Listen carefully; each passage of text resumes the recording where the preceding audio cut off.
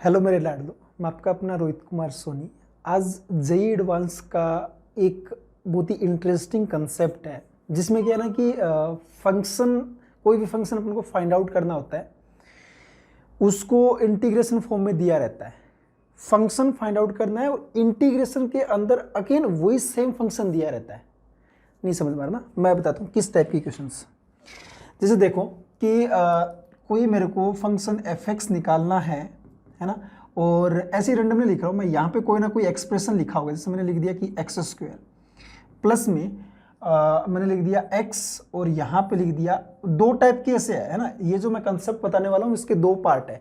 पहले first part तो ये है कि एफ एक्स लिखा x square plus x into 1 से 2 लिमिट जा रहा है, और यहाँ पे again F x into x square into d x ऐसे लिखा हुआ है।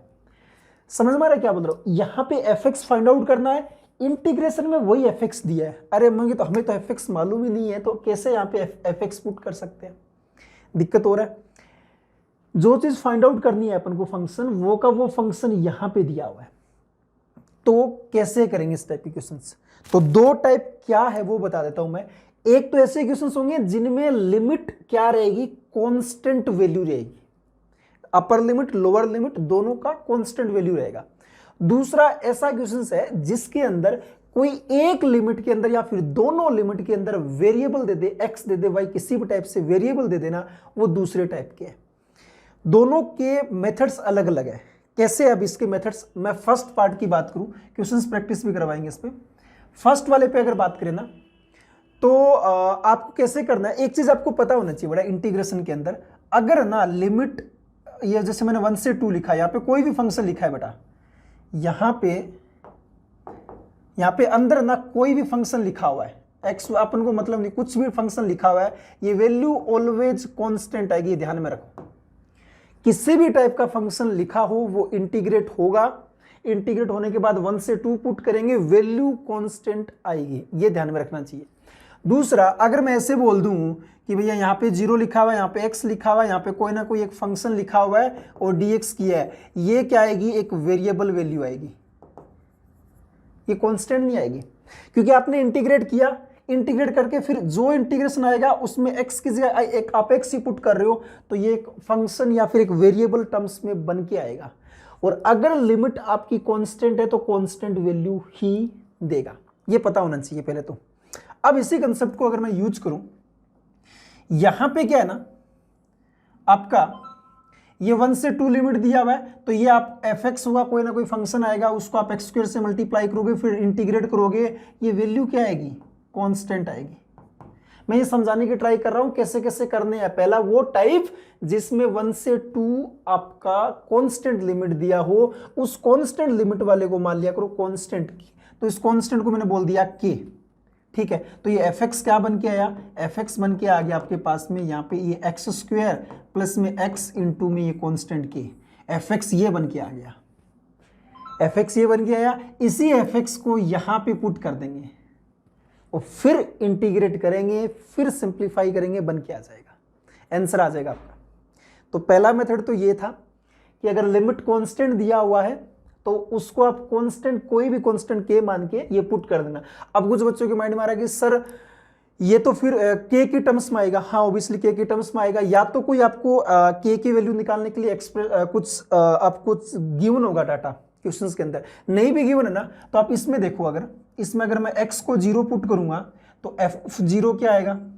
ये 0 प्लस 0, तो 0 ही आ जाएगा। मतलब x अगर 0 पुट करोगे तो y भी 0, इसका मतलब आप k की वैल्यू फाइनल आंसर में निकाल सकते हो, यहां पे मत पुट कर देना, गड़बड़ हो जाएगा फिर तो, ठीक है। पहला मेथड तो ये है। अगर ये जो लिमिट है वो कांस्टेंट है बेटा, अंदर अगर कोई फंक्शन एफ एक्स ही दिया है, कई बार एफ डेस एक्स भी दे देता है, कई बार फंक्शन आदि के एफ डेस एक्स लिख देता है, कोई दिक्कत नहीं है यार। आप तो क्या करो, फंक्शन निकाल लिया, डिफरेंशिएट भी तो कर सकते हो ना उसका, फिर वो पुट कर देना डिफरेंशिएट करके, बस ये चीज कांस्टेंट मान लेना और फिर आगे सिंप्लीफाई कर सकते हो, एक तरीका। दूसरा तरीका है जिस पे आज मैं क्वेश्चंस प्रैक्टिस भी करवाने वाला हूं, इस वाले पे क्वेश्चंस प्रैक्टिस में नेक्स्ट वाले वीडियो पे लेके आऊंगा आपके लिए। इसके लिए समझो आप क्या है ना कि ऐसे दिया हुआ है f x is equal to x square plus में ऐसे लिख दिया मैंने 0 से x और fx इंटू में x square into d x, ये लिख दिया। अब ऊपर वाले में तो ठीक है, अपने कांस्टेंट मान के सिंप्लीफाई कर दिया, बढ़िया हो गया, क्वेश्चन सोल्व हो गया, मजे आ गए, बढ़िया। इसमें क्या करें, इसमें क्या है ना, लिमिट दिया हुआ है 0 से x, ठीक है, तो कांस्टेंट तो मानने से रहे, क्योंकि मैंने पहले ही बोला लिमिट अगर वेरिएबल होती है ना बेटा तो आप वेरिएबल टर्म ही बन के आती है। तो अब इसको वेरिएबल नया मानोगे, एक नया फंक्शन बन के आएगा, तो फिर वो दिक्कत करेगा, उसकी वैल्यू कैसे निकालोगे। जब इस टाइप की क्वेश्चंस आ जाए ना जिनमें फंक्शन फाइंड आउट करना है, फंक्शन ही अंदर इंटीग्रेशन में अंदर दिया हुआ है, लिमिट आपका दिया हुआ है वेरिएबल टर्म्स में, ऐसे क्वेश्चंस बड़ा खूब आपको मिलेंगे, खूब सारे मिलेंगे एडवांस की प्रॉब्लम्स के अंदर, अगर आप प्रीवियस ईयर्स उठा के देखोगे तो इसका क्या कंसेप्ट है ना कि सबसे पहले अपना काम बनता है इस इंटीग्रेशन को हटाना।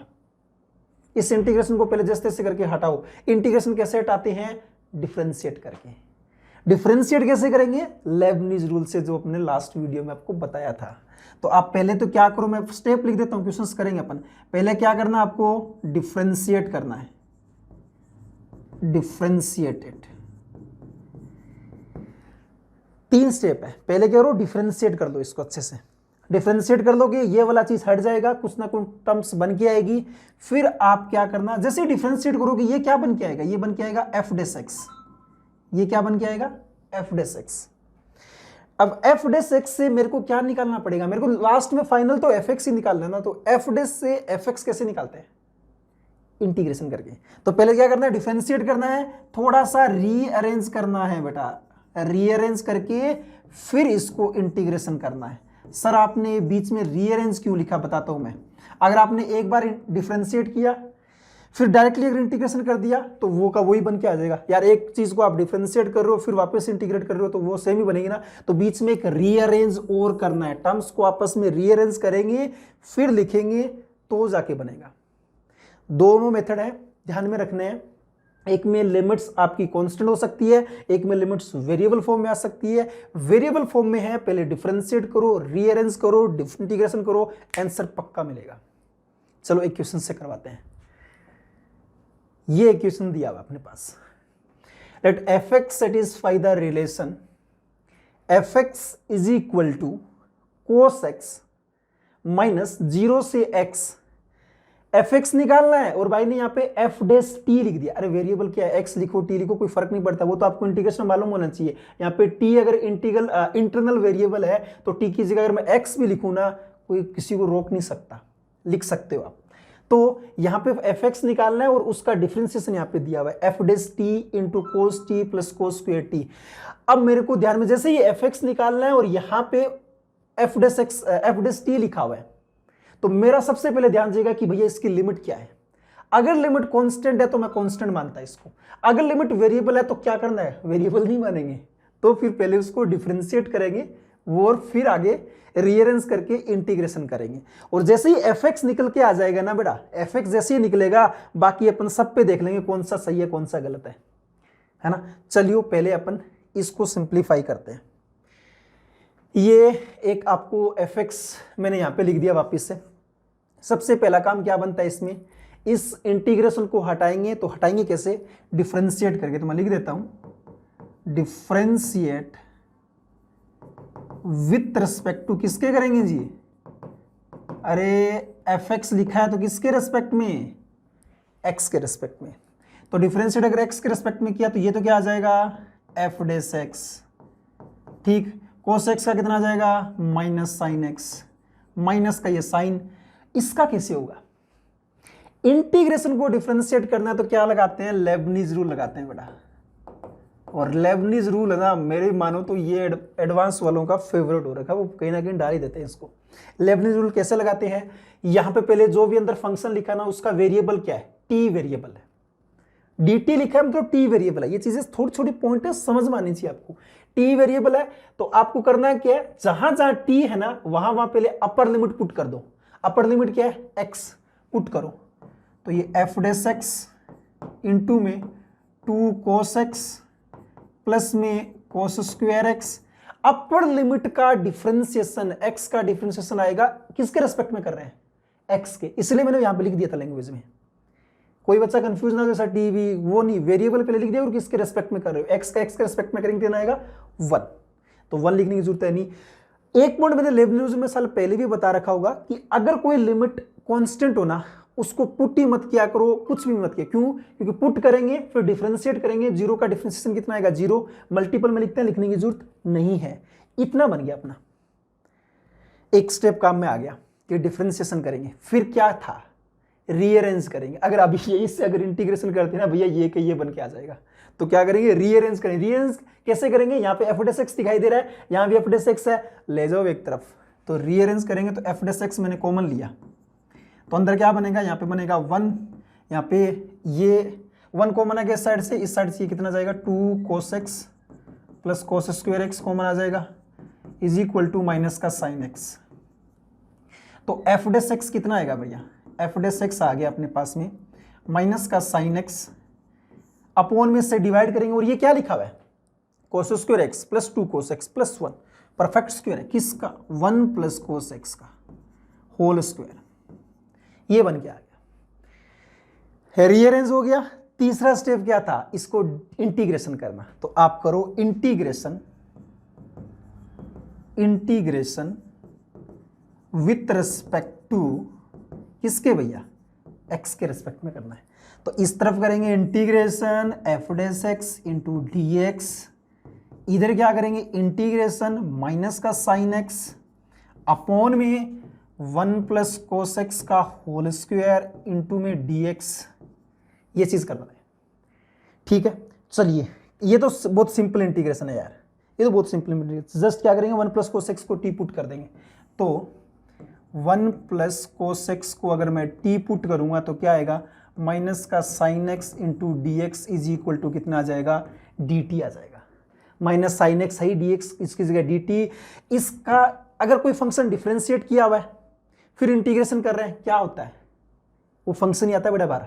कोई फंक्शन को आपने एक बार डिफरेंशिएट किया फिर इंटीग्रेशन किया वो फंक्शन ही बाहर आएगा, तो यहाँ पे तो आ गया fx इज इक्वल टू ये माइनस sin x dx की जगह क्या होगा dt होगा, लिमिट ये और ये क्या आ जाएगा 1 प्लस cos x की जगह t, तो ये t स्क्वायर आ गया। थोड़ा इस तरफ कर दो आप, तो ये fx कितना आ जाएगा, ये आ जाएगा माइनस का 1/t प्लस कांस्टेंट क्यों, क्योंकि इंडेफिनिट इंटीग्रेशन किया अपन ने। अब एक स्टेप और है बेटा, ठीक है 3 स्टेप मैंने पहले बताया था क्वेश्चन सोल्व करने में, एक स्टेप आपका c का वैल्यू निकालने के लिए और है। मोस्ट ऑफ क्वेश्चंस में c का वैल्यू निकालने के लिए कोई इक्वेशन नहीं दी रहती है आपको, जो ये क्वेश्चंस में इक्वेशन दे रखा है ना इसी पे कुछ और दिमाग लगाना पड़ेगा। इसमें कैसे दिमाग लगाएं, सुनो ध्यान से। अगर मैं यहां पे देखो, एक तरह से होते कि ना 2 वेरिएबल होते हैं बेटा, इंटीग्रेशन करते टाइम 2 वेरिएबल होते हैं, एक तो है इंटरनल वेरिएबल, एक होता है एक्सटर्नल वेरिएबल। जैसे ये dt लिखा हुआ ना, ये इंटरनल वेरिएबल है, ये अंदर जितना लिखा रहता है ना ये सारा का सारा इंटरनल वेरिएबल है, ये लिमिट में लिखा होता है बाहर, ये सारा का सारा एक्सटर्नल वेरिएबल है। तो मैंने क्या किया ना, ये बोल देता हूं इक्वेशन 1 में मैंने x को 0 पुट किया है ना, x को 0 पुट करेंगे तो यहां पे क्या आ जाएगा f ऑफ 0, यहां पे cos 0 माइनस का ये क्या आएगा 0 से 0 अंदर कुछ लिखा हुआ है इंटू dt लिखा हुआ है।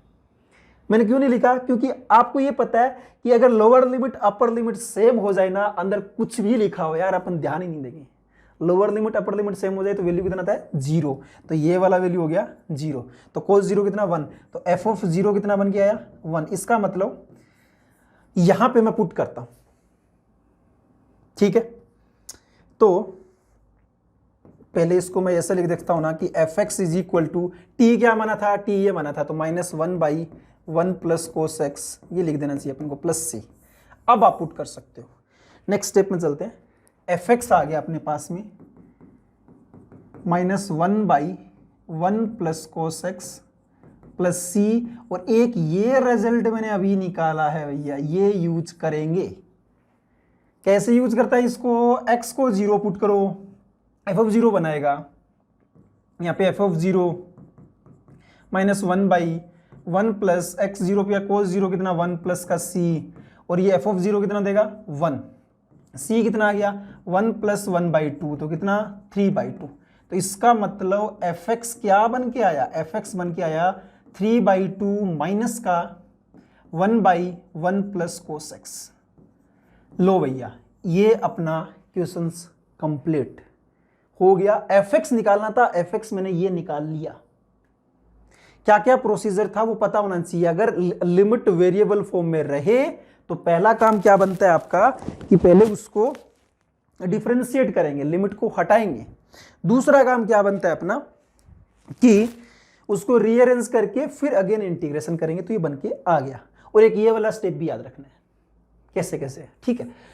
अब मैंने फंक्शन तो निकाल दिया, लेकिन अब ऑप्शन पे चलता हूं कि यार ऑप्शन में क्या क्या था। ऑप्शन में पूछ रहा है एक तो वो मैक्सिमम वैल्यू पूछ रहा है। मैक्सिमम मिनिमम वैल्यू अपन अगर रेंज निकाल लेना तो मैक्सिमम मिनिमम निकल के आ जाएगी, ठीक है। तो पहले मैं रेंज पे बात करता हूं। रेंज कैसे निकालेंगे बेटा, ध्यान सुनो, बहुत ही इंटरेस्टिंग पॉइंट है ये रेंज वाला। कैसे, cos x दिया मेरे को cos x दिखाई दिया, बाकी सारे के सारे कांस्टेंट है। अरे cos x के अलावा सारे के सारे क्या है, कांस्टेंट। तो रेंज निकालने के लिए मैंने cos x लिख दिया, -1 से लेके +1 है। इसमें 1 ऐड कर दो, 1 प्लस cos x। 1 अगर ऐड करेंगे, इस तरफ 1 ऐड करोगे तो क्या बनेगा 0, इस तरफ ऐड करोगे तो कितना बनेगा 2। फिर क्या करना है, इसको रेसिप्रोकल करना है, क्योंकि 1/, लिखा ना। रेसिप्रोकल बेटा जब भी करो ना साइन चेंज होता है एक तो, ठीक है, इनइक्वलिटी का, और इनका भी साइन चेंज। जैसे इस 2 का रेसिप्रोकल क्या आएगा 1/2, 0 का क्या आएगा इन्फिनिटी, तो 1/2 इधर आ जाएगा। 1/1 प्लस cos x, यहां पे =2 लगा हुआ था, लेकिन =2 हटा दें, क्योंकि 1/0 क्या होता है इन्फिनिटी। इन्फिनिटी पे कभी क्लोज ब्रैकेट नहीं लगाते, तो यहाँ पे ये आ गया। फिर यहाँ पे माइनस से मल्टीप्लाई है, माइनस से मल्टीप्लाई करो। माइनस से मल्टीप्लाई का मतलब है इनइक्वलिटी का भी साइन चेंज होगा, तो करो साइन चेंज। -1/2 ये लेस देन इक्वल टू से greater than equal to, -1/1 plus cos x is greater than -infinity. इसको ऐसे लिख सकता हूं मैं, थोड़ा सही से सेट करके कि यहाँ पे -इन्फिनिटी लेस देन और इक्वल टू माइनस का 1/2। फिर क्या करना है, इसमें 3/2 और ऐड करना है, दोनों तरफ 3/2। -इन्फिनिटी में 3/2 ऐड करोगे कोई फर्क पड़ेगा क्या भैया, -इन्फिनिटी है, तो ये माइनस का इन्फिनिटी लेस देन -1/, अच्छा यहाँ पे तो लिखना पड़ेगा ना 3/2 -1/1 प्लस cos x, और लेस देन और इक्वल टू 3/2 माइनस का 1/2, तो कितना आ जाएगा 2/2, 1 आ गया। तो ये अपने पास fx है, तो fx बिलोंग्स टू क्या आ जाएगा, -इन्फिनिटी से लेके कहां तक 1 तक, और 1 पे क्या क्लोज। ये रेंज आ गया, ये क्या आ गया रेंज आ गया। तो रेंज का सबसे बड़ा वाला वैल्यू क्या है, सबसे बड़ा वाला वैल्यू 1 है, और 1 पे क्या लगा बेटा क्लोज भी लगा हुआ है। क्लोज नहीं होता ना तो 1 नहीं बोलता मैं, ये भी ध्यान में होना चाहिए आपके। तो मैक्सिमम वैल्यू तो 1 है, इतना पता लग गया। The maximum value of fx is 1, एकदम सही है। दूसरा है the maximum value of fx is -2, नहीं भैया गलत है।